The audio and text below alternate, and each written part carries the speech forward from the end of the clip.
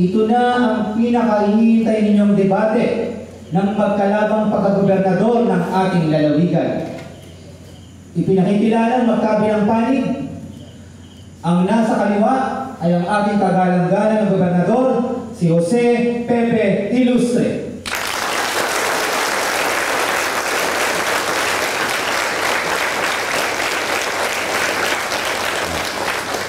At ang nasa kanan naman ay ang kanyang kalabang si Ginang Elena Toribio, Viuda de Deo Gracias.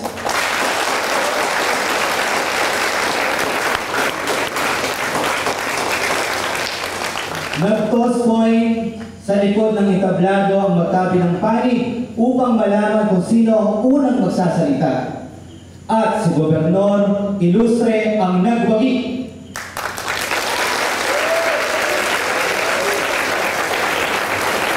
Salamat. Salamat. Magandang labanan itong taon na ito. Isang babae kontra sa isang handicap.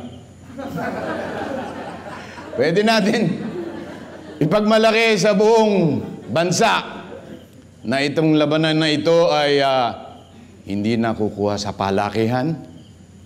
Alam niyo na ibig sabihin.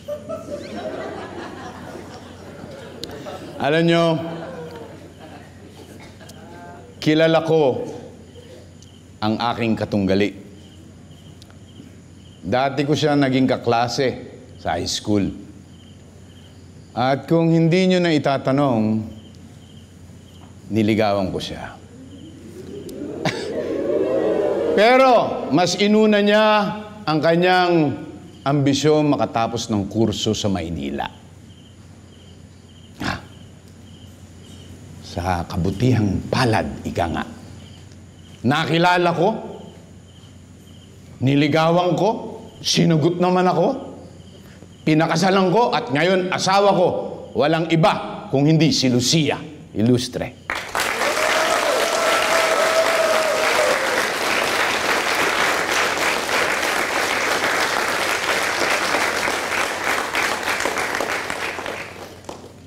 Ang kalaban ko, tahimik pero may angkin na katangian. Ika nga. Meron siyang puso. Puso ng isang mapagmahal na ina. Pero bakit ako pa rin ang dapat niyong iboto sa darating na eleksyon at hindi siya? Kasi meron din ako noon. At higit pa, meron akong tapang para harapin ang lahat ng problema.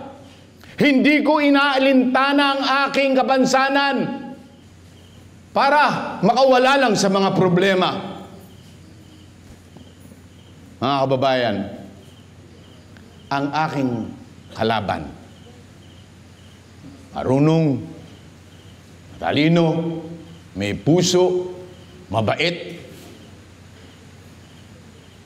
pero meron kaya siyang angking tapang para harapin ang kanyang magiging mga problema at hindi na lamang siya aalis ng basta-basta kapag magulo na ang lahat. Tapos na ang iyakan, mga kababayan. Ang kailangan natin ngayon ay tapang. Ang kailangan natin ngayon ay galaw. Ang kailangan ng bawat isa sa atin ngayon ay trabaho. At higit sa lahat, paninindigan.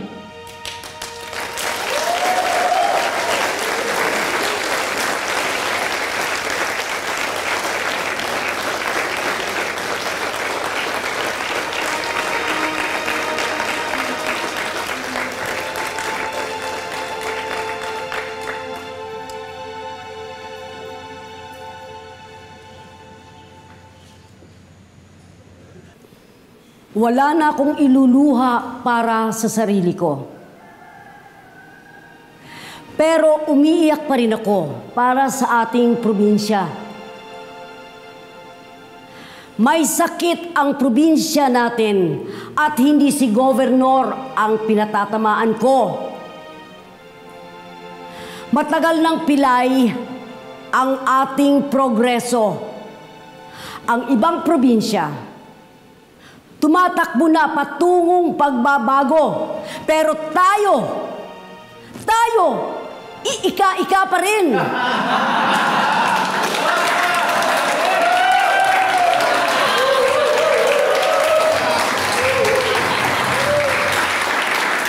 Palagi na lang tayong humihingi ng tulong sa ibang tao.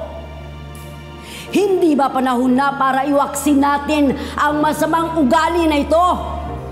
Nanatili tayong tahimik sa mga nakikita nating problema. Ayaw nating gumalaw.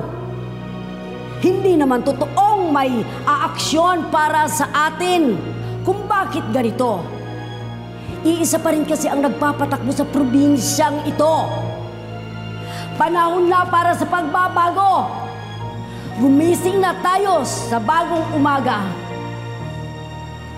Umiyak ako sa pagkamatay ng aking asawa. Ngayon, nangangako ako sa inyo, wala nang iiyak sa atin dahil sa kasalanan ng iba.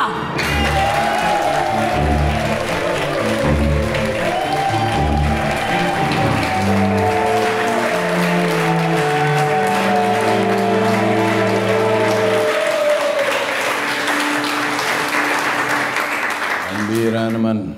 Akala ko hindi magiging personalan itong debate namin eh. Pati aking kapansanan ay ginagawang biro. Dapat pala hindi ko minamalit ang aking kalaban.